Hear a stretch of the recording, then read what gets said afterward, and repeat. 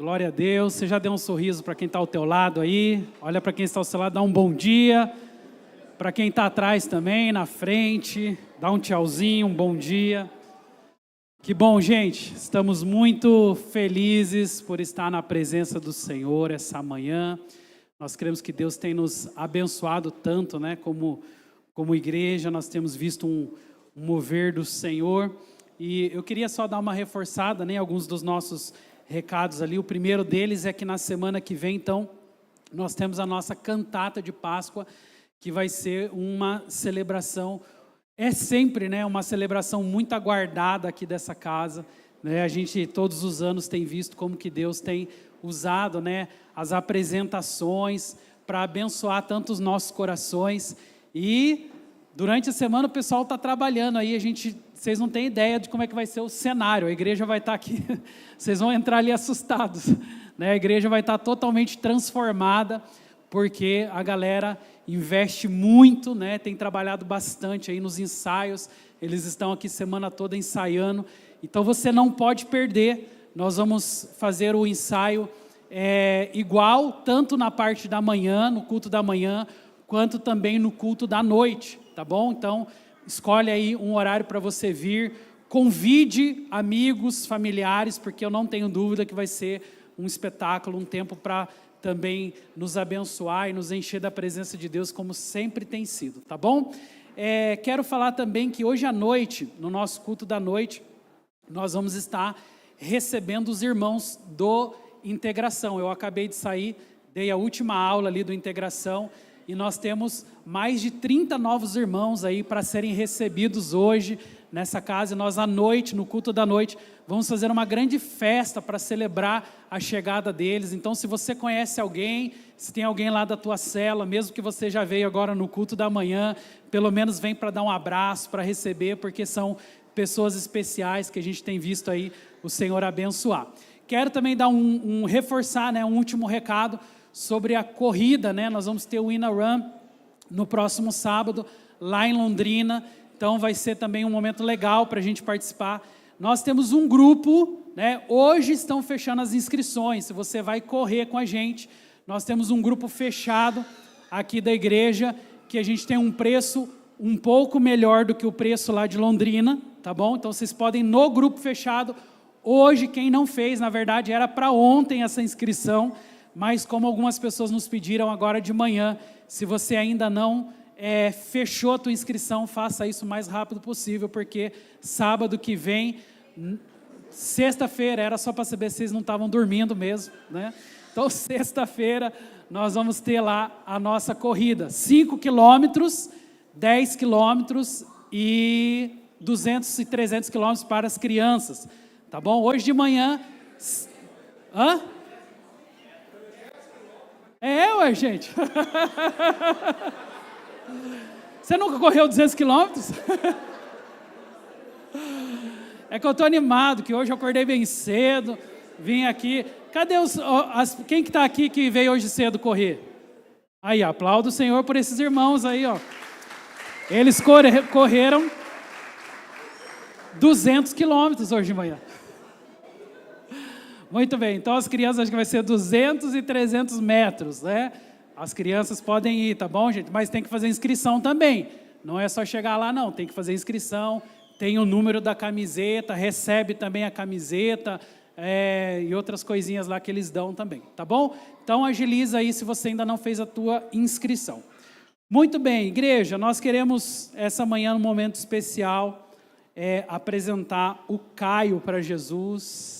Eu queria já convidar os pais aqui, Anderson e a Nayara, quero convidar o Eduardo e a Joyce, os avós também que estão aqui, que é a Ivanete, o Davi, o Evaldo e a Lígia, para subirem aqui no altar, e nós vamos ter a alegria de apresentar o Caio para Jesus.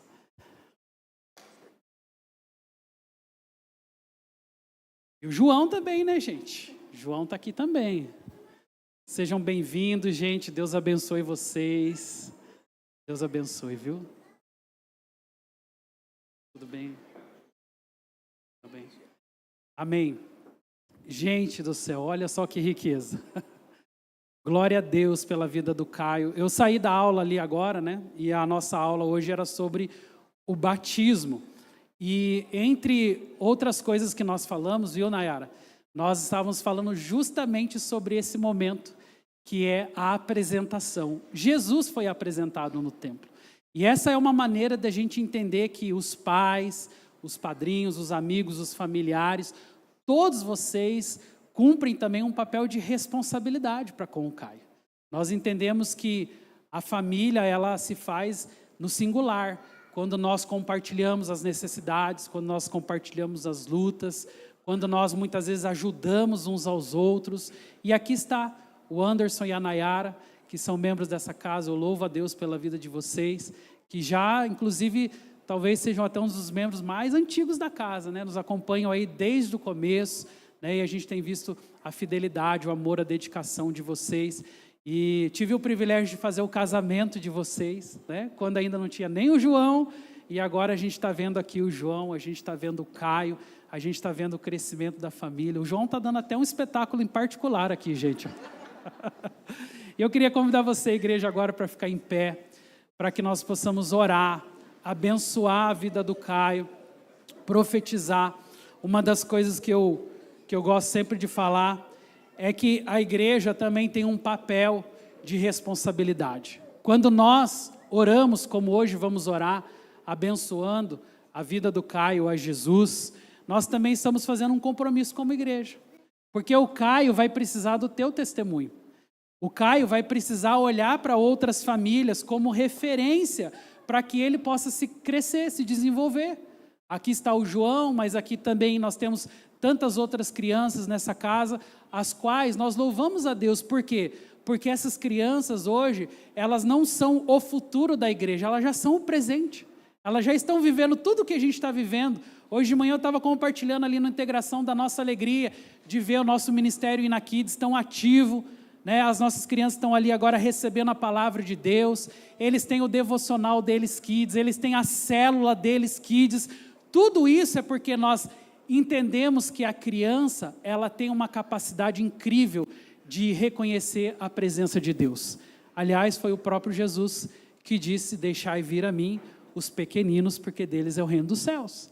Então nós queremos abençoar a vida do Caio, nós queremos profetizar sobre ele, como já profetizamos sobre o João, como profetizamos sobre todas as crianças dessa casa, que o futuro, né, está nas mãos de Deus, que o Senhor possa cuidar de cada detalhe na vida do Caio, né, na vida da Nayara, do Anderson, com essa grande responsabilidade que é mais do que educar, mas é educar nos caminhos do Senhor. Porque assim a palavra de Deus diz, né? Ensina a criança no caminho que ela deve andar, porque quando crescer, não se desviará dele. Igreja, vamos orar com a vida do Caio. Eu queria convidar você, estende a tua mão. Vamos abençoar. Eu queria que você pudesse agora falar com Deus. Aqui está uma criança simbolizando, né, tudo aquilo que Deus tem preparado para as crianças dessa casa. E nós queremos declarar agora, Pai, que o Senhor possa abençoar a vida do Caio, Senhor. E nessa manhã nós celebramos ao Senhor, ó Pai, em reconhecimento de todas as bênçãos que o Senhor já tem derramado sobre a vida desta família. Na extensão dessa oração, eu abençoo a vida da Nayara, a vida do Anderson, a vida do João, essa família tão abençoada, Pai. Aqui estão também os avós, os amigos, Pai, que também ajudam nas necessidades, nas lutas. Quero declarar que sobre eles a provisão de Deus esteja. E essa manhã em especial, Pai, nós apresentamos o Caio ao Senhor e declaramos um caminho, Pai, de crescimento diante da presença do Senhor, que assim como Jesus, que cresceu em estatura, sabedoria e graça diante de Deus e diante dos homens, o Caio também possa crescer em estatura, sabedoria e graça diante de Deus e diante dos homens. Para a honra do Teu nome, Senhor, nós apresentamos, consagramos e abençoamos a vida do Caio, em nome de Jesus Cristo. Amém e amém. Aplauda o Senhor pela vida do Caio.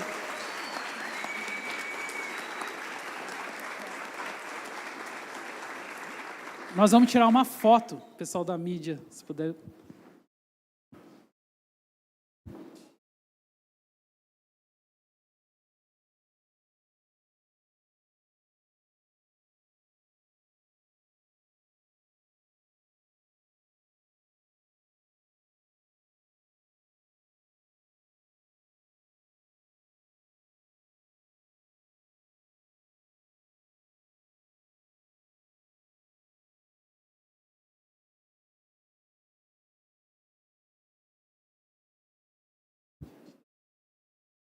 Aplauda o Senhor mais uma vez.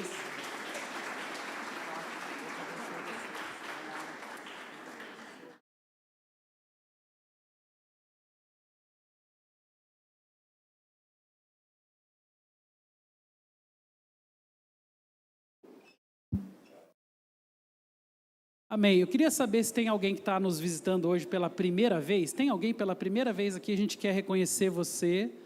Não? Pela primeira vez não tem ninguém? Não? Nem se eu falar que eu vou dar presente. Aonde, gente? Ah, tá aqui, ó. Então nós temos uma lembrancinha para entregar para você, tá bom? Igreja, vamos aplaudir essa visitante em nome de Jesus. Amém. Amém, queridos. Quero já ir direto ao nosso assunto dessa manhã. Pedir o pessoal da mídia projetar para nós.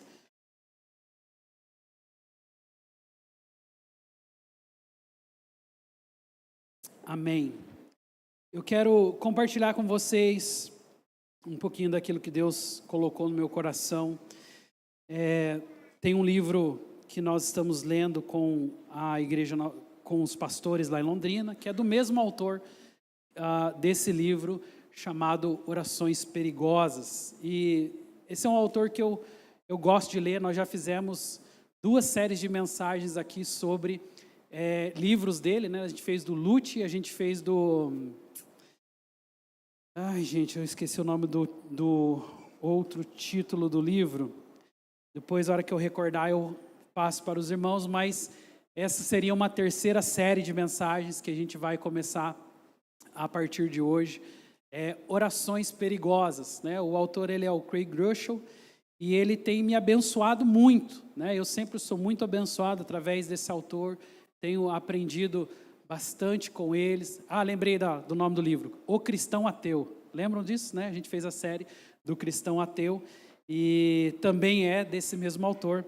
E tudo começou quando, há alguns anos atrás, eu tive algumas reflexões a respeito da questão da oração. Comecei a refletir um pouco mais. E aí eu comecei a me lembrar de alguns episódios da minha vida, né? E um deles eu queria já começar compartilhando. Logo que eu saí da faculdade de teologia, eu estudei 5 anos. Quando eu me formei, ali na transição entre a minha formação e a primeira igreja, eu tive um período de mais ou menos ali uns 30 dias de férias. E aí, nessas férias, eu fui passar em Santa Catarina junto com a minha família. Tinham amigos da faculdade que estavam na época em Camboriú. E bem na virada do ano, no primeiro dia do ano daquele ano, que se eu não me engano era 2006, no primeiro dia do ano 2006, eles falaram, vem aqui, né, para a nossa casa. A gente tem uma casa aqui em Camboriú e nós vamos ter um almoço aqui em família, então a gente passa a manhã na praia, depois vai almoçar juntos, né? E eu fui na casa desses amigos, mas eu não imaginava que lá na casa também estaria, né, na época, o bispo da igreja que eu fiz parte por muito tempo, né? E estava lá o bispo da igreja.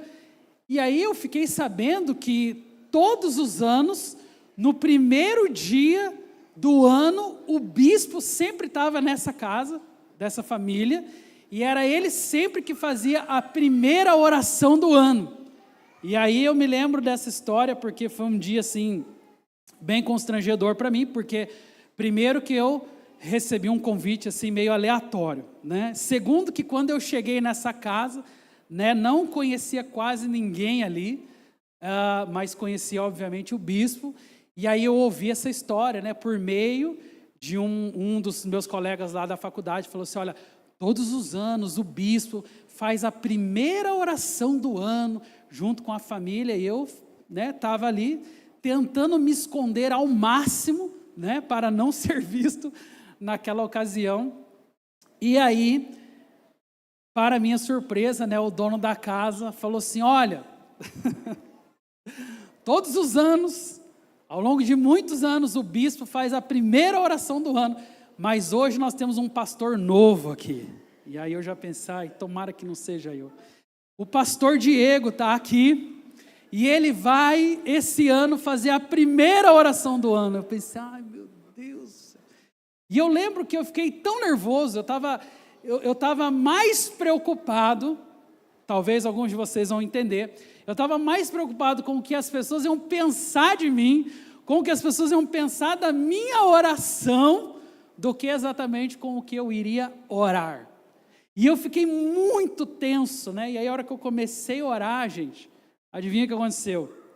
Eu comecei a gaguejar, no meio da oração, eu comecei a ficar preocupado, o que as pessoas estavam pensando, e aí eu pensei, o que o bispo está pensando, né? Todos os anos, é ele que faz essa oração. E aí eu gaguejei, resumindo, foi assim uma gafe, minha oração, assim, acho que durou 10 segundos, eu falei amém, e tinha lá um rapaz, ele não era convertido, e ele era assim, bem brincalhão, para não dizer a palavra aqui, corneteiro mesmo, sabe? Ele era bem... E a hora que saímos lá fora e tal, que daí já estava um pouco mais descontraído, aí ele fez uma brincadeira, ele falou assim, rapaz, que oração de 50 centavos que você fez ali. Aí eu pensei, gente, isso me marcou de uma maneira que eu pensei, poxa, uma oração de 50 centavos. Deve ter sido muito ruim mesmo, né? E foi muito ruim. Mas tudo isso aconteceu por um motivo. Eu estava mais preocupado com o que as pessoas iriam pensar da minha oração do que com aquilo que realmente eu estaria falando com Deus. Se você já foi desafiado para fazer uma oração em público, quem já foi desafiado aqui, né? Uma célula, quem já orou na célula, né? Às vezes é um momento que você não está tão preparado para aquele momento. Aí você fala assim, fulano vai orar. Gente, dispara o coração, né? Quase que dá uma taquicardia na pessoa, porque ela fica tensa.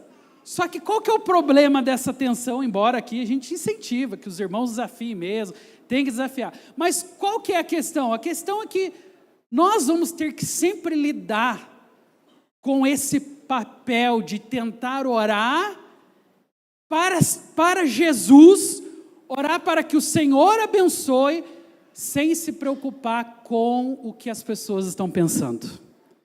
E foi daí que nasceu a religiosidade vazia, porque lá na época dos fariseus, Jesus condenou o perfil da oração em praças públicas que tinha o único objetivo de impressionar as pessoas. Os fariseus, você vai se recordar que foram algumas vezes repreendidos por Jesus, eles gostavam dos lugares de destaque, eles gostavam de fazer aquelas orações longas, mas não eram orações longas porque eles estavam assim, cheios de intimidades com Deus.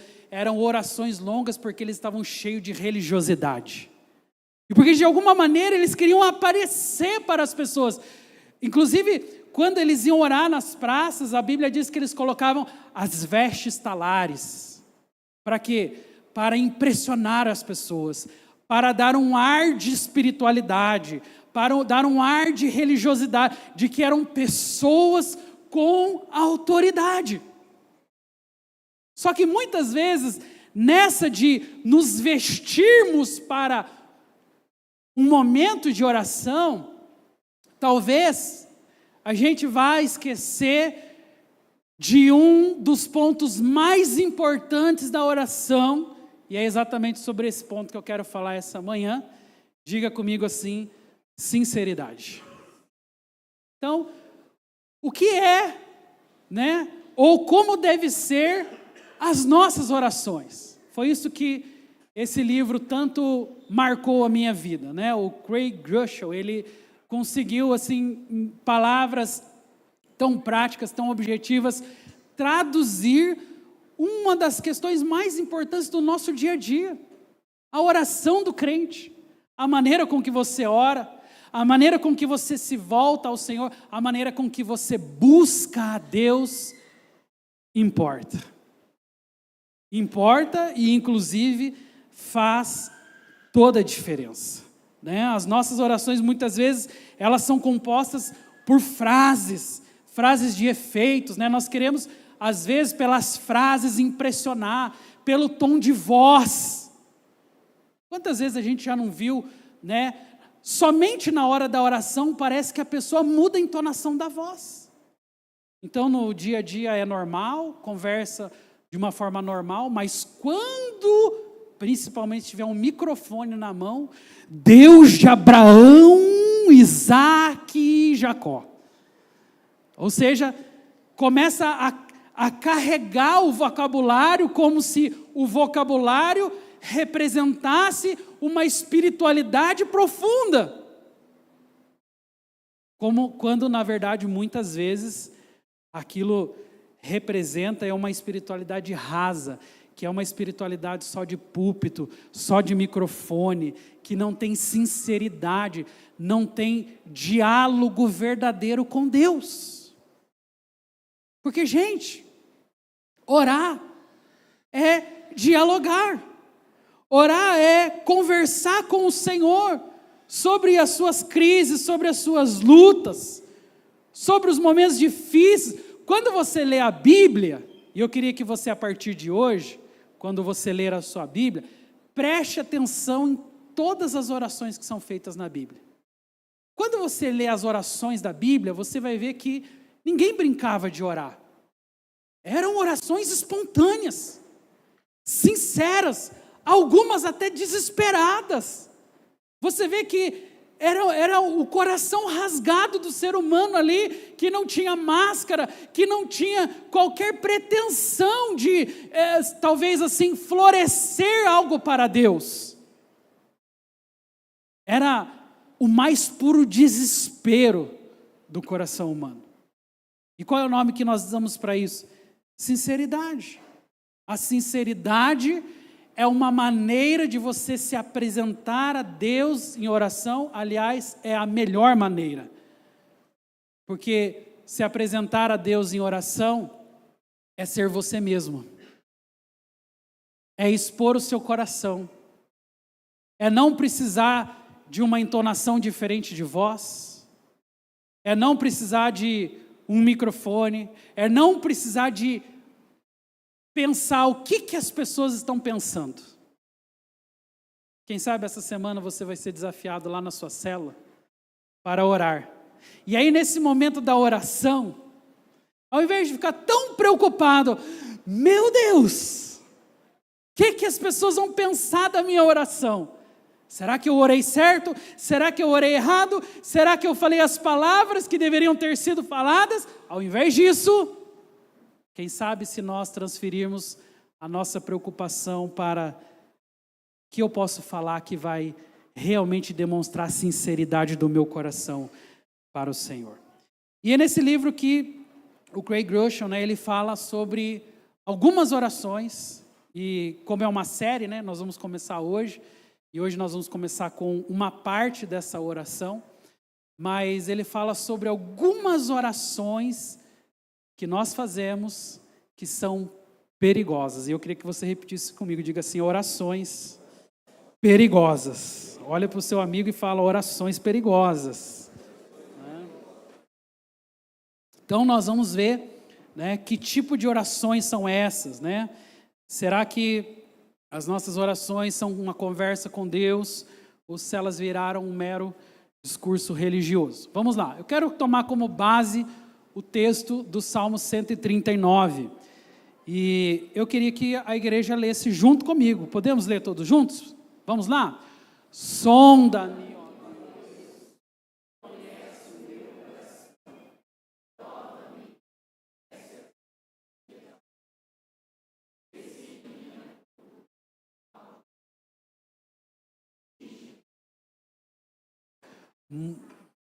Amém. Amém. Então, o que a gente está vendo aqui é um momento de desespero na vida de Davi, aonde ele fez a oração que começa com qual palavra ali, gente? Sonda-me. Então, a ministração de hoje vai ser sobre essa palavra.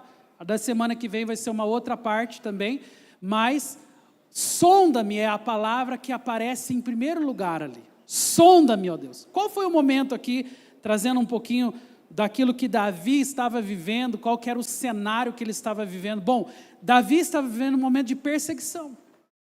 Você muito bem se recorda, quando ele mata o gigante Golias, de alguma maneira, Saul, que era o rei, ele que deveria ter matado o gigante, ele que deveria ter resolvido aquele problema, não resolveu. O menininho de 17 anos, franzinho, vai lá com uma funda, joga aquela pedra, acerta a testa do gigante e ele cai. Resultado disso, Davi passa a ser aclamado pelo povo. Só que o rei, todos os reis, todos os imperadores são figuras vaidosas. Eles não gostam de ver ameaças, eles não gostam de saber que alguém se destaca mais do que eles. Então o rei, ele fica cuidadoso com Davi, ele começa a fazer um tipo de perseguição, que até então não era ainda uma perseguição explícita, mas essa perseguição vai evoluindo a ponto do rei chegar a tentar tirar a vida de Davi. E por muitas vezes, Davi estava ali correndo, estava em fuga, estava correndo do rei. Por quê? Que ele fez uma coisa muito errada? Não, ele estava correndo do rei porque ele fez uma coisa certa, porque aquilo que ele tinha que fazer como homem de Deus, ele fez. Só que mesmo assim, Davi passa a ser perseguido. Talvez se o rei estivesse desfrutando de uma saúde mental, se o rei estivesse realmente alinhado com o coração de Deus, o rei conclamaria a presença de Davi, celebraria com ele as vitórias, colocaria ele no seu ciclo, talvez de guerreiros, para que eles pudessem continuar combatendo outros inimigos, mas não foi isso que aconteceu. Foi uma perseguição. Agora se coloque no lugar de Davi. Se fosse você que fez uma coisa certa, que fez o que tinha que ser feito, que matou o gigante que afrontava o seu Deus, a pergunta é: como você se posicionaria diante de uma perseguição como essa? Ora, Davi podia ter caído num vitimismo.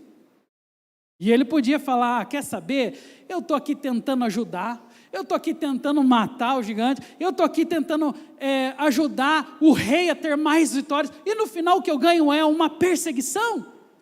Podia ter caído num vitimismo. Mas também podia ter caído, sei lá, em alguma fuga da vida, como lá em Eclesiastes fala, né, a respeito de Salomão, quando ele se inclina ao vinho, estava passando um momento de dificuldade. O que ele fez? Começou: vamos tomar umas para resolver, vamos nos embebedar, já que não adianta nada mesmo, eu tento ajudar, eu tento fazer. Davi podia ter feito exatamente assim. Mas na hora da sua perseguição, o que a Bíblia diz que ao invés de ficar olhando para o que tinha de errado nas pessoas, ele começa a pedir: Senhor, sonda o meu coração. E é por isso que o autor desse livro, ele fala que uma oração perigosa que você vai fazer na sua vida é que na hora que você estiver supostamente no seu direito, ao invés de cair, às vezes, na tentação de falar aquilo que dá na telha, aquilo que você quer falar somente, falar o que você gosta, você olhar para o seu coração primeiro. Isso é uma oração perigosa, porque esse é um tipo de oração que vai levar você a refletir sobre a sua vida antes de julgar a vida das pessoas. E eu queria dar continuidade nesse sentido, dizendo que a oração que Deus ouve, como eu estava dizendo no início, não é a mais bonita, é a mais sincera. Davi, ele não está aqui fazendo onda com Deus, ele não está aqui tentando construir, né, um vocabulário que possa acessar o coração de Deus. Não é isso. Davi está aqui fazendo, diga comigo assim, uma oração sincera. Então não era uma oração bonita, mas era uma oração sincera. Vinha lá do fundo do coração dele. representava suas angústias, denunciava as crises que ele estava vivendo na sua vida interior. E ele começa a falar agora: Senhor, sonda o meu coração, sonda a minha vida, vê se tem alguma coisa errado na minha vida. Né? No Salmo 13, 1 e 2, não está aqui na projeção, mas nesse Salmo é a mesma história, e aqui Davi está falando de uma forma angustiada: Senhor, até quando? Ele chega a usar essa palavra algumas vezes, ele fala: até quando, Senhor? Até quando tu esquecerás de mim para sempre? Até quando você esconderás de mim o seu rosto? Até quando eu estarei relutando dentro da minha alma, com tristeza no meu coração, dia após dia? Veja, essa é uma oração que se manifesta em forma de clamor. Até quando? Se Davi fosse religioso, se Davi tivesse qualquer pretensão de fazer algo mais no sentido religioso, ele não rasgaria o seu coração dessa maneira. Até quando é o símbolo de que as nossas orações verdadeiramente sinceras, elas falam daquilo que a nossa alma está vivendo, a gente grita. E você vai ver que homens e mulheres na história fizeram orações desesperadas, como, por exemplo, Daniel na cova dos leões, clamando ao Senhor para que pudesse fechar a boca daqueles leões famintos, para que não engolissem ele. Você acha que Daniel tinha tempo para falar Deus de Abraão, Isaac, sabe? Ele não tinha tempo para isso, era a oração que vinha direto do coração dele para o trono de Deus. Quantos estão entendendo? Né? Jonas também, né? Ao ser tragado ali pelo peixe, pedindo para que abrisse o ventre do peixe, para ele ter um lugar de se acomodar, sabe, é o tipo de oração que representa o verdadeiro desespero. Mas às vezes, a gente está num nível tão raso da vida de oração, da vida espiritual. Eu não quero jogar peso sobre a vida de ninguém, obviamente esse não é o objetivo aqui, mas quantos crentes da nossa geração, o único contato que eles têm com a oração é aquela oração de agradecer o alimento todos os dias. E não estou dizendo que essa não é uma boa oração. Ela é uma boa oração. Mas ela não é o que o Craig Groeschel chama de uma oração perigosa. Porque a oração perigosa é aquele tipo de oração que está muito menos preocupado com a segurança do que acontece ao nosso redor, mas está preocupado com o que está acontecendo dentro do nosso coração. Por isso Davi começa dizendo: sonda-me, ó Deus. Ele podia falar talvez: Senhor, ó Senhor, manda um castigo lá para esse homem. Senhor, por favor, faz com que esse homem pare de me perseguir. Mas ele estava falando com o seu próprio coração, tentando talvez revelar algumas nuances de algo que ele não conseguia naquele momento controlar, porque afinal de contas ele estava vivendo um momento de muita tensão. Eu separei algumas frases do livro que eu achei legais, né? Uma delas fala que Deus não procura orações perfeitas. Deus procura, o que está escrito ali, gente? Corações verdadeiros. Então, o Senhor não está procurando orações perfeitas, mas corações verdadeiros. Corações honestos, que falam da sua realidade, daquilo que você está vivendo. Outra frase que aparece também: a oração que move o céu não é a mais sofisticada, é a mais sincera. É aquela que realmente fala do desespero, que fala da luta, que fala do teu dia a dia, que reconhece em você mesmo, dentro da sua própria alma, né, os desafios que você tem vivido e apresenta isso diante do Senhor.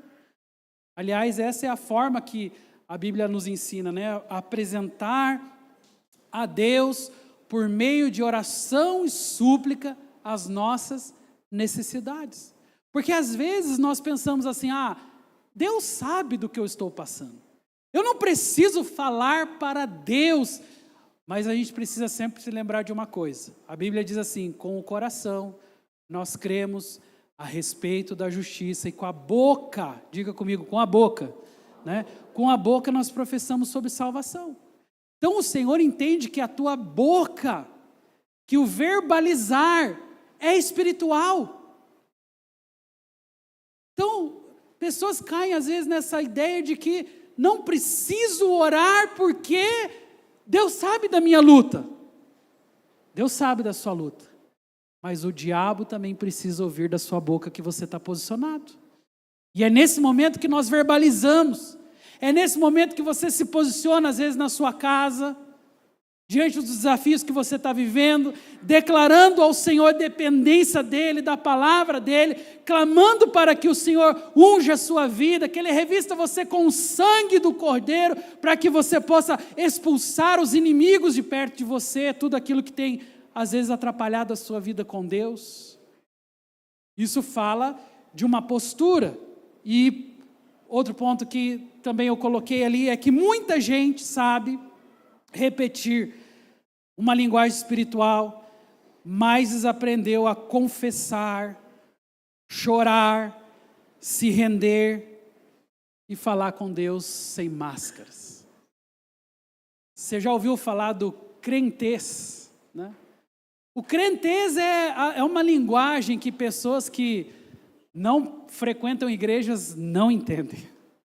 Só que às vezes é tão comum entre nós, não é verdade? A gente tem assim o crentez tão já enraizado nos nossos corações, na nossa maneira de se comunicar, só que tem um problema com o crentez. É que o crentez, às vezes de uma forma sutil, ele vai se tornando a nossa vida diária. Ele vai fazendo com que às vezes aquele que, lá no começo, quando Deus transformou a sua realidade, ele tinha uma oração rasgada, era uma pessoa extremamente sincera com Deus. Depois a gente vai começando a criar mecanismos, aí a gente vai começando a construir frases, a gente vai criando elementos que, às vezes até de forma inconsciente, começam a fazer parte da nossa vida crentez. E aí é quando a tua sinceridade está em risco. É quando a gente deixa de confessar verdadeiramente. É quando a gente está tão seguro de nós mesmos, né? O quanto nós somos bons, o quanto nós não precisamos, como as outras, como os pecadores lá fora precisam. A gente está tão seguro de nós mesmos, que nem chorar mais na presença de Deus, nem se render verdadeiramente, a ponto de às vezes até mascarar, né? Mascarar uma vida espiritual, aonde você aparentemente está crente. Com base em quê, pastor? Frequência na igreja, frequência na célula. Aí vem a pergunta, né? Quem foi que disse que isso é atestado de fé? Frequência na igreja, frequência na célula, ou envolvimento na vida, muitas pessoas podem ter, e acredite, sem ter a presença de Deus. Você pode estar vivendo uma vida supostamente na igreja, mas sem a presença de Jesus. Aliás, essa semana no nosso devocional, né, o momento lá em que Jesus é esquecido em Jerusalém pelos seus pais. Já imaginou? Você está supostamente com Jesus, mas de repente você descobre, Jesus está lá em Jerusalém, Ele não está com você. A hora que eu estava lendo essa semana devocional, eu fiquei pensando, gente, perder Jesus é algo terrível, mas perder Jesus no templo é pior ainda, né? Tem gente que perdeu Jesus estando na igreja. Tem gente que se desconectou de Jesus indo no culto. Aí você vai falar, ai não, né, pastor? Acredite, pessoas se desconectam de Deus, mesmo supostamente frequentando igrejas, frequentando células. Por quê, gente? Porque vai entrando no piloto automático da vida espiritual. O que é o piloto automático da vida espiritual? É aquela rotina, é aquele ritual vazio, sem sentido, que todos os dias a gente vai fazendo, mas sem perceber que às vezes a gente está perdendo a sensibilidade. Antes chorava, antes se arrependia de todo o coração, antes tinha uma verdadeira contrição quando pecava. De repente vai ficando tudo normal. É assim mesmo. Ser humano é assim mesmo. Sabe o que é? É que eu sou pecador, e lá na Bíblia já está escrito mesmo, né? Que a carne é fraca. É um espírito de derrota que toma conta de você e que, às vezes, como eu estava falando, é até inconsciente. Porque eu estou indo na igreja, porque eu estou frequentando a célula, porque eu estou no meio das pessoas. Então parece que está tudo bem. Parece que não tem nada a ver, pastor. Mas tem tudo a ver. Porque quando a religiosidade vazia se instala no nosso coração, quando sem perceber a gente começa a entrar numa vida ritualística, sem mais contrição, sensibilidade a ouvir a voz de Deus, sem ser ferido e marcado pelo pecado que às vezes quer puxar o teu tapete todos os dias. Quando a gente entra nessa condição, pode ter certeza, a religiosidade está a caminho para se instalar sobre o teu coração. Porque a nossa oração segura é todos os dias só a oração de agradecimento, é somente a oração de que, Senhor, não deixe que nada aconteça comigo, não deixe que nada aconteça ao meu redor, não deixe que os problemas venham sobre a nossa vida. Mas a pergunta é, e se acontecer? Estamos preparados para uma vida onde talvez teremos que fazer orações perigosas, no sentido de que, Senhor, ainda que a figueira não floresça, ainda que não haja fruto na vide, ainda assim permanecerei fiel. Qual é o nome de uma oração como essa? Uma oração perigosa. Que a oração do conforto, a oração da segurança é pedir para que Deus resolva os seus problemas, que Deus cuide da sua vida. Isso eu sei que nós fazemos muito bem. Mas será que estamos fazendo orações como essa? Ainda que a figueira não floresça, ainda que não haja fruto na vide, ainda assim permanecerei, ainda assim serei fiel. São orações como essa que normalmente não estão no nosso vocabulário de sinceridade. Não estão no nosso dia a dia. Porque queremos que o Senhor acampe os anjos dele ao nosso redor. Maravilha! E Deus faz isso também. Mas sonda-me, ó Deus, vê se há em mim algum caminho mau. É mais embaixo. É você falar com o Senhor sobre algo que precisa ser tratado dentro do seu coração. É você reconhecer que o teu coração não é digno de confiança. Jeremias 17:9, você conhece bem esse texto. Enganoso é o coração, mais do que todas as coisas, desesperadamente corrupto, quem o conhecerá? Então é esse excesso de confiança, né? Não porque eu sou, porque eu tenho, porque eu estou há 20 anos na igreja, porque eu fundei, porque eu fiz, porque eu construí. É um tipo de linguagem que não acessa o coração de Deus. É uma linguagem que, na verdade, às vezes até fala de um suposto reconhecimento de que estou seguro em mim mesmo. Não, pastor, eu jamais fofocar, eu não fofoco não, pastor, eu só compartilho necessidades de oração.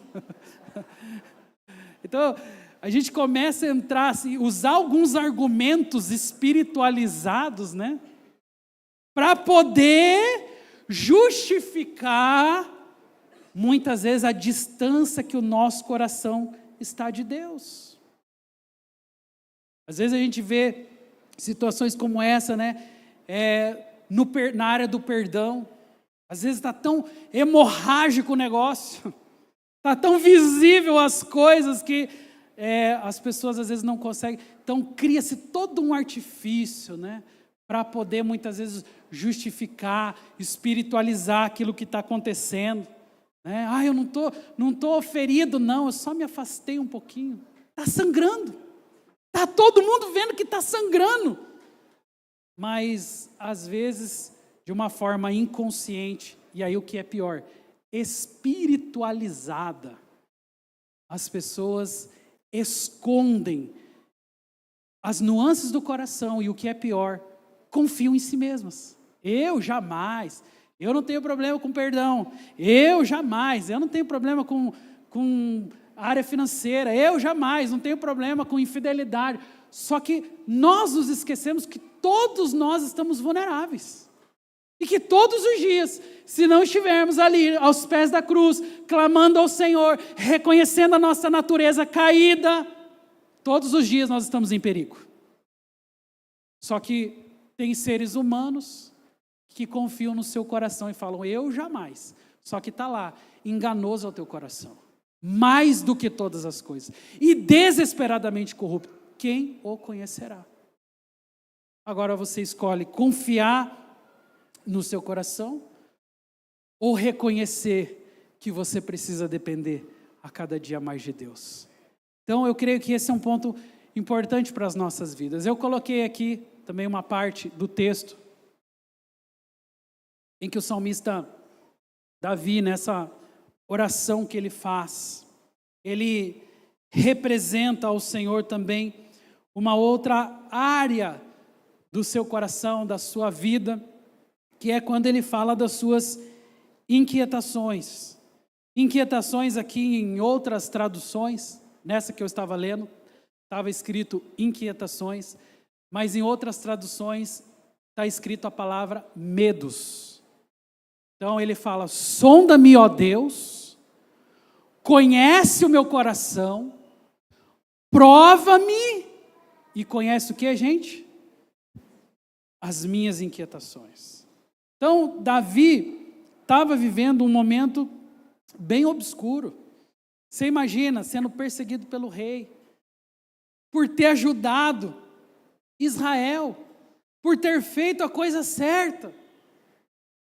Mas aí ele entra num lugar de, como todos nós temos, lugar de inquietação, um lugar de medo, um lugar que às vezes vai fazer com que o meu e o seu coração perca de vista até mesmo os propósitos de Deus para a nossa vida, fazendo com que o medo às vezes governe a tua história. Que Davi recebia acesso dos seus valentes, e os valentes com certeza chegavam para Davi e falavam assim, Davi, melhor você se entregar, porque o rei está furioso. Davi, as promessas do rei e de todos os soldados dele é que quando ele pegar você, ele vai te matar. E ele vai oferecer você em praça pública para que todos vejam e todos temam o nome do rei. Imagine Davi nas suas noites, nas suas tribulações. Provavelmente ele foi tentado pelo medo. Ele podia decidir, bom, agora então eu vou passar o resto da minha vida correndo. Eu vou agora passar o resto da minha vida acuado. Mas, graças a Deus, Davi venceu o medo, amém? Você também vai vencer o medo, amém? Nós vamos vencer os nossos temores, por quê, gente? Porque nós não podemos ser governados pelo medo. Amanhã mesmo, eu não tenho dúvida que como na semana anterior, na outra e na outra, aparecerão pessoas, aparecerão comunicações nas mídias sociais, publicarão coisas que talvez gerem temor no teu coração. E geralmente é assim que as pessoas costumam viver. E as pessoas às vezes até têm uma satisfação nisso. Viu só o que aconteceu? Já viu pessoas que às vezes têm uma satisfação para falar das más notícias, dos problemas, das crises, daquilo que está acontecendo? Tem pessoas que têm alegria nisso, ou que às vezes vivem imersas nessa realidade, na realidade do medo. Mas a pergunta é, e se realmente as coisas chegarem a lugares insustentáveis, como é que estará o meu e o seu coração? Quem sustenta a sua vida? Quem nos sustenta? Quem provê a nossa história, gente? Quem ao longo de gerações e gerações foi fiel para com o seu povo, não é o nosso Senhor? Então nós não temos que temer ao mundo, às circunstâncias. Agora ao Senhor sim. Porque às vezes o nosso temor está no lugar errado. Davi podia concentrar todo o temor dele no rei Saul e nos seus valentes. Mas ele concentrou o temor dele em não desagradar ao Senhor. E isso faz com que você vire uma chave na sua vida espiritual. Seja assim como ele, capaz de abrir o seu coração com sinceridade e falar: Senhor, aqui está o meu coração, né? Conhece as minhas inquietações, o Senhor conhece os meus medos, o Senhor conhece as minhas aflições. Qual foi a última vez que você falou das suas aflições para Deus? Qual foi a última vez que você não usou um mecanismo espiritual, que você talvez não simulou algo, mas sinceramente foi lá e abriu o seu coração e falou: Senhor, está acontecendo isso. Senhor, o meu coração está cheio de tristeza, de angústia, e eu clamo ao Senhor. Se tem algo que o nosso Deus é especialista, é em ouvir o clamor do seu povo. Quando o povo estava lá no Egito, sendo fustigado pelo faraó, sendo escravizado, sendo maltratado, e quando eles se colocaram em posição de clamar ao Senhor, esse para mim é um dos versículos mais lindos da Bíblia. A Bíblia diz assim: e o Senhor ouviu o clamor do seu povo. Deus não ouviu a oração performada. Deus não ouviu a oração que era mais do que 50 centavos. Deus não ouviu a oração com as palavras rebuscadas do povo. Deus não ouviu a oração religiosa, a oração pensada. Não, Deus ouviu a oração sincera. Quantos estão entendendo essa mensagem? Deus ouve orações sinceras. Quando você não fala somente da sua vida, mas você fala daquilo que está acontecendo dentro de você, que talvez só você saiba. Lutas, desafios, inquietações, guerras espirituais que estão ali precisando ser marcadas pelo Senhor. O medo, ele gosta de lugares escondidos. Por isso ele sempre perde força quando ele é levado para a presença de Deus. Se você permanecer com esse medo aí, lá no seu coração: ah, pastor, eu creio, mas na sua vida mesmo, a sua vida revela desconfiança, parece que algo lá no fundo está desconfiando. Será que Deus vai fazer mesmo? Será que Deus vai cumprir mesmo? Será que a vontade de Deus vai se estabelecer? Gente, isso aí é desconfiança. Isso é a ausência da confiança no Senhor, na sua palavra. É permitir que o teu coração guarde medos que deveriam ser revelados, que deveriam ser expostos, para que a luz da presença de Deus, do Evangelho, pudesse então trazer clareza, direção sobre a sua vida. Davi continua dizendo: sonda-me, ó Deus, conhece o meu coração, prova-me, conhece as minhas inquietações. E agora ele usa essa palavra: vê se em minha conduta. Olha só essa pergunta, gente, aliás, essa colocação que Davi faz: vê se em minha conduta tem algo que te ofende. Orações, como eu disse, podem ser de agradecimento.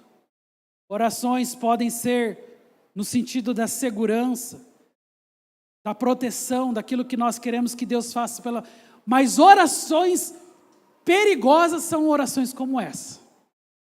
Lembre-se, Davi estava certo. Lembre-se, Davi estava matando gigante. Davi estava conquistando para o próprio reino de Saul. Davi estava fazendo aquilo que qualquer homem de Deus deveria fazer na sua geração. E ele tinha todos os motivos para talvez justificar a sua ausência de fé, para talvez desanimar no meio do caminho, para terceirizar a responsabilidade, porque, aliás, essa é uma das coisas que o ser humano faz tão bem, né? Tudo é o outro. Eu não prospero porque o outro, eu não cresço porque o outro, eu não fiz porque o outro. Tudo é terceirizado na vida de algumas pessoas, mas Davi não. Davi faz uma oração perigosa, porque ele não está falando, Senhor, vai lá e revela no coração do rei todos os intentos dele. Vai lá, Senhor, envia uma legião de anjos para destruir todas as intenções do rei. Não, ele olha para dentro dele. E ele fala, vê se em mim há algum caminho mau. É uma outra tradução, mas essa tradução, nesse caso, ela é mais interessante. Vê se em minha conduta algo te ofende. Essa é uma oração perigosa. É uma oração de outro nível, é uma oração que somente pessoas como Davi, que tinham um coração inclinado ao Senhor, podiam fazer. Não é sobre os outros, não é sobre o que os outros pensam, o que os outros falam, não é sobre as ofensas que chegaram a mim, é sobre o que eu faço com aquilo que aconteceu comigo. Davi estava muito mais preocupado em reconhecer as nuances do seu coração do que tentar encontrar uma justificativa para que ele diminuísse a sua fé. Quantos estão entendendo, gente? Né? É assim que às vezes acontece, sem você perceber. Mas essa tentação, pela graça de Deus, não venceu o coração de Davi, sabe? Tudo aquilo que ele fez ali demonstrou que ele tinha um coração reto na presença de Deus. Uma oração verdadeira, uma oração sincera, sempre passa pela autoanálise. Que nós queremos fazer a oração, Senhor, muda essa pessoa, muda meu marido, muda minha esposa, muda as pessoas. Muitas vezes a oração não é, Senhor, me muda. Porque falar para as pessoas mudarem, orar para que as coisas se resolvam, qualquer um pode fazer isso. Mas olhar direto para o espelho, para a sua própria vida, pedir ao Senhor para que te ajude a mudar, a ser transformado, poucas pessoas fazem isso. Porque a oração é mais fácil orar para que os outros mudem. Mas Deus talvez está querendo provocar uma mudança no seu coração. Já parou para pensar nisso? Já parou para pensar que aquilo que você mais quer mudar, na verdade só vai mudar quando você primeiro mudar? Quando você primeiro reconhecer? Ah não, pastor, mas sabe o que é? É que eu sou uma pessoa isenta, eu não fiz nada, né? Quem tem a culpa é o outro. É sempre assim que o diabo trabalha, tentando simular um lugar onde você é a pessoa perfeita, você é uma pessoa que não tem problemas, você é uma pessoa que é sempre as pessoas que devem para você e você nunca deve a ninguém. Mas quando nós começamos a ser sinceros com Deus, é quando a gente começa a olhar para o nosso próprio coração e ao invés de ficar falando que o outro tem que mudar, eu começo a falar o que eu preciso mudar. O que eu preciso mudar? Tem uma historinha que eu sempre conto, mas vou contar de novo. Que uma pessoa foi ao médico e essa pessoa estava com muitas dores por todo o corpo. E ela colocava o dedo aqui na cabeça, doía. Aqui no peito doía. Aqui na coxa doía. Aqui nos braços doía. Então essa pessoa passa pelo médico. Depois de tirar lá, fazer um exame, o médico senta com essa pessoa e vai dar o diagnóstico. E ele fala, o problema é o seu dedo. Que se você colocar aqui dói, aqui dói e aqui também dói. Isso é uma realidade para a nossa vida também. Porque às vezes achamos que o problema é o governo. Eu passo a minha vida toda justificando que o problema de não prosperar, o problema da crise, o problema tudo é o governo, ou é o meu patrão. É o meu patrão que ele não me quer bem. Ou é as circunstâncias, ou é a minha esposa, ou é o meu marido. Nós somos especialistas para achar justificativa para aquilo que nós não queremos viver em Deus, que é uma autoanálise. Olha, vou dizer de novo aquela frase que eu disse: uma oração verdadeira, sincera, sempre passa pela autoanálise. Como é essa autoanálise? E eu? Qual é o meu papel? Como é que eu estou? Para julgar eu sou bom, mas será que eu estou vivendo de acordo com aquilo que Deus tem para a minha vida? Vou pedir para o louvor já subir aqui, estou terminando. E ele termina aqui nessa parte final, dizendo: sonda-me, ó Deus, conhece meu coração, prova-me, conhece as minhas inquietações, vê se em minha conduta há algo que te ofende. E qual que é a última frase ali, gente? Vamos ler juntos? Dirige-me. Amém. Então, a última frase é: e dirige-me pelo caminho eterno. Então, olha só que interessante é isso, né? O objetivo de sonda-me não é vergonha, não é tristeza, mas é alinhamento, é confronto, é transformação da nossa própria vida. Todas as pessoas que têm a ousadia, que têm a coragem de fazer uma oração perigosa como essa que Davi fez, o resultado sobre a sua vida será encorajamento. O resultado para a sua vida será uma rendição completa ao Senhor e uma transformação na sua vida. Eu creio que esse tem de ser o anseio da nossa própria vida, da nossa própria alma. De viver em um lugar que possivelmente não vai ser confortável. Esse lugar que Davi estava vivendo não era um lugar confortável. Você ter que se expor, você ter que, ao invés de ficar lá, que era muito mais fácil para ele ficar só falando de Saul, era muito mais fácil para ele ficar só reclamando das coisas que ele estava vivendo. Essa é a condição da vida de muitas pessoas. Por quê? Porque é mais fácil. E a tendência das pessoas é querer viver um evangelho fácil. Só que orações perigosas nos levam para esses lugares de confronto mesmo. Orações perigosas fazem com que você, ao invés de gastar mais o teu tempo analisando a vida dos outros, analise a sua própria vida. Ao invés de gastar mais o seu tempo tentando achar o que as pessoas acham de você, talvez começar a pensar: o que Deus acha de mim? O que o Senhor diz ao meu respeito, sobre a minha vida? Então, orações perigosas nos levam para esse lugar. E teve uma passagem na Bíblia, e eu quero só fechar com essa passagem, né, do Getsemane, do momento que Jesus está ali no Getsemane orando, e o que a gente enxerga aqui nesse momento é que Jesus também, como nós, também queria que o cálice passasse. Ele também queria que aquela circunstância difícil, aquele momento de luta, aquele momento de tristeza, de angústia passasse da sua vida. Está ali nas suas próprias palavras: meu Pai, se possível, passa de mim esse cálice. Em outras palavras, o que Jesus estava dizendo aqui nessa oração é que ele também queria se ver livre das suas lutas. Ele abre o seu coração, ele expõe a sua dor, ele expõe as suas lutas, ele manifesta inclusive aqui o desejo de que Deus o tire daquele momento de angústia.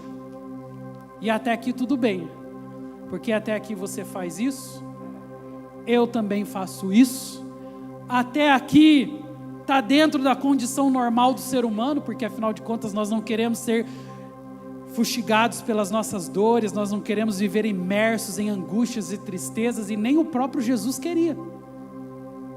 Mas a outra parte dessa oração é o que revela uma oração corajosa, uma oração perigosa, uma oração que nem todas as pessoas fazem, porque a frase termina dizendo: todavia. Vamos ler juntos? Vamos lá? Todavia, não seja. Olha a oração de Jesus. Todavia, Senhor, estou vivendo na angústia, a minha vida está destruída, eu tenho enfrentado momentos de muitas lutas, de adversidades.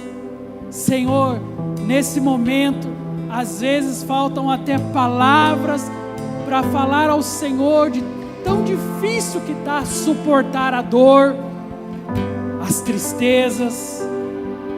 Mas Ele termina com essa frase: todavia. Diga comigo: todavia. Vamos ficar em pé. Todavia, não seja como eu quero, mas sim como tu queres. Será que hoje nós temos coragem para fazer essa oração? Será que você tem coragem para dizer ao Senhor hoje: todavia, não seja como eu quero, não seja do meu jeito, não seja dentro da minha esfera de controle, não, todavia, seja do jeito do Senhor. Não importa se haverá lutas, não importa se haverá tristezas, momentos onde o medo, onde a angústia, onde as tristezas tentarão envolver o meu coração, porque todavia, Senhor, eu quero que seja como tu queres, quero que seja da tua vontade, eu quero que seja conforme aos planos do Senhor para a minha vida e não conforme a minha vontade. Ah, meus irmãos, fecha os teus olhos essa manhã.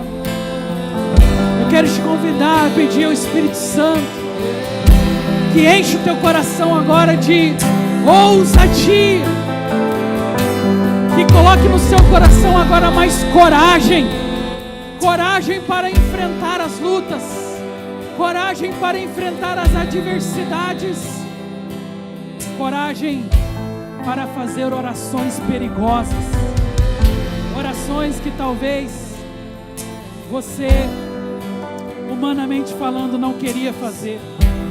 Nós queremos a oração do conforto, nós queremos a oração da segurança, mas hoje o Senhor nos leva para esse lugar de uma oração que confronta os nossos medos, que nos tira desse lugar de inércia espiritual, uma oração que ao invés de olhar para as pessoas, olha para dentro do seu próprio coração, uma oração de reconhecimento da sua falibilidade, dos pecados e de que nós precisamos ser sondados pelo Senhor.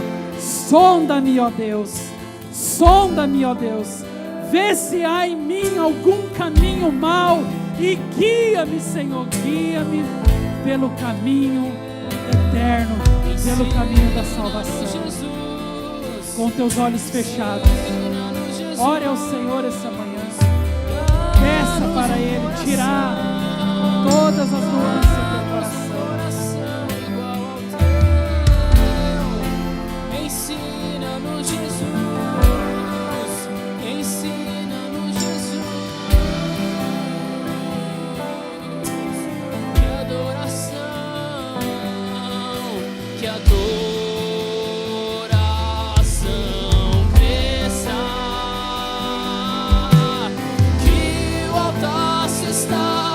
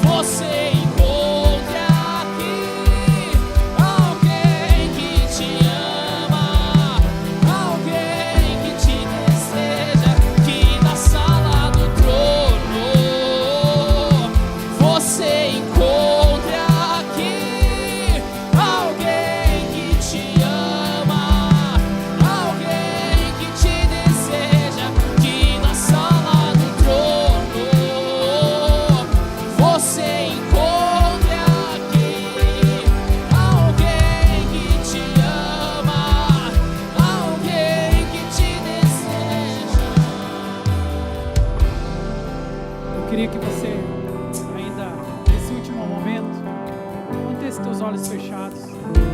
Vou pedir só para dedilhar aqui uma canção. E eu queria que você não prestasse atenção em mais nada, mais ninguém. Nem mesmo cante nenhuma canção nesse momento. Eu queria que você agora olhasse lá para o teu coração.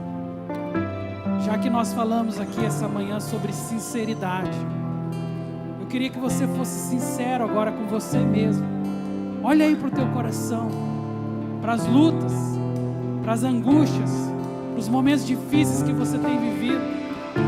A pergunta é: Deus sabe o que verdadeiramente está acontecendo aí dentro? Será que o Senhor, Ele conhece?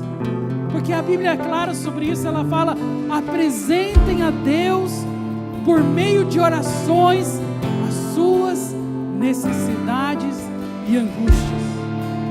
Então, se Deus não sabe, é porque a nossa comunicação tem sido superficial, é porque não temos sido sinceros. E agora eu quero te convidar a um momento de sinceridade com Deus. Nenhuma música vai ser cantada, vamos ficar só aqui dedilhando uma canção. E eu queria te convidar agora a fazer uma oração sincera a Deus, apresentar para Ele, apresente para o Senhor. Abra seu coração e fale sinceramente ao Senhor das suas lutas, angústias, tristezas. E peça o Espírito Santo para curar você, curar teu coração, trazer clareza, trazer direção, restaurar, capacitar você para viver tudo aquilo que Deus tem sonhado para a tua vida.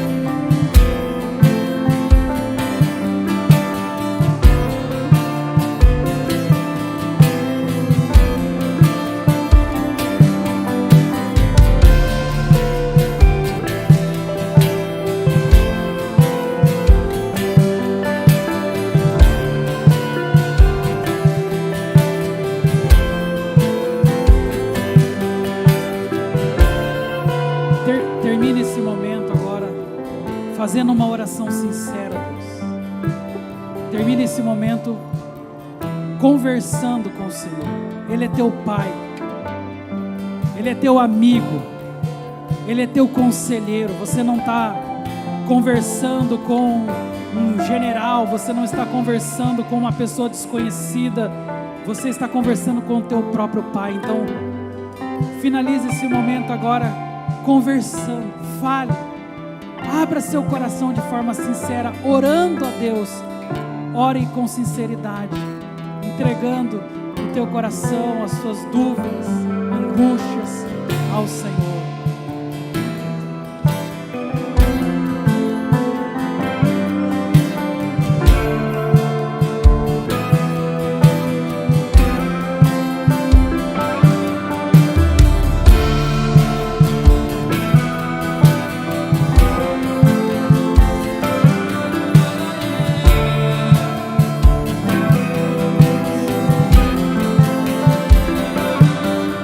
Aleluia.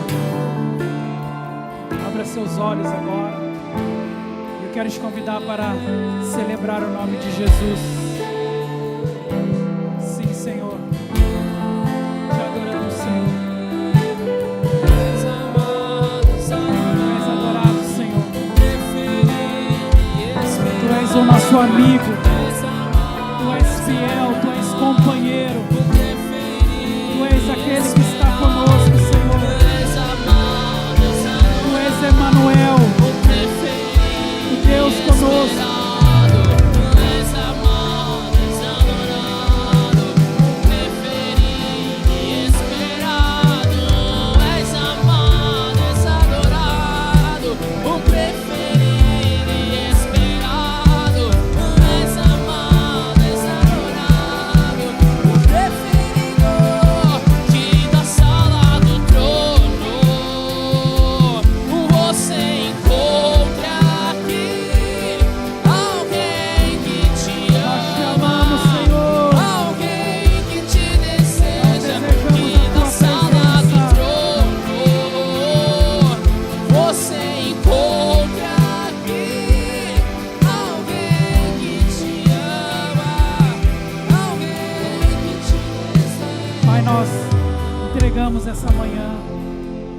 da Tua presença. Oramos agora, não como quem quer um favor do Senhor. Oramos agora não como quem quer impressionar o Senhor. Oramos agora não como aparência para as pessoas, mas nós oramos a sinceridade do nosso coração. Nós queremos aqui nesse altar, nessa manhã, revelar, Senhor, as nossas mais duras lutas, os nossos momentos mais difíceis de angústia, Senhor, de tristeza.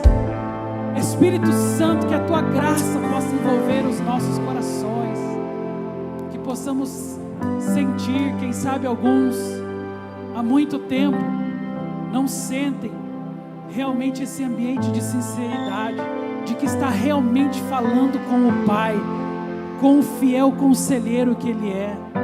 Sim, Senhor, restaura a nossa vida de oração, que possamos ser todos os dias sinceros com o Senhor, que possamos fazer as orações mais difíceis mesmo. Talvez não são aquelas que nos darão o melhor conforto, a melhor segurança, mas aquelas que questionarão a nossa própria alma e nos farão reconhecer que nós precisamos todos os dias depender do Senhor e da Tua palavra. Obrigado por essa manhã, que Teu Espírito possa nos acompanhar ao longo desse dia de domingo, também desta nova semana que está começando. Que a provisão, que o cuidado, que a bênção do Senhor esteja sobre as nossas casas, sobre as nossas famílias, a qual rendemos como forma de oração ao Senhor nessa manhã, em nome de Jesus Cristo. Dê um aplauso ao Senhor essa manhã. Louve o nome dEle. Exalte o nome de Jesus. Te adoramos, Senhor. Te bendizemos. Amém. Dá um abraço apertado em quem está perto de você aí. Desejo um bom domingo. Vai na bênção, vai na paz.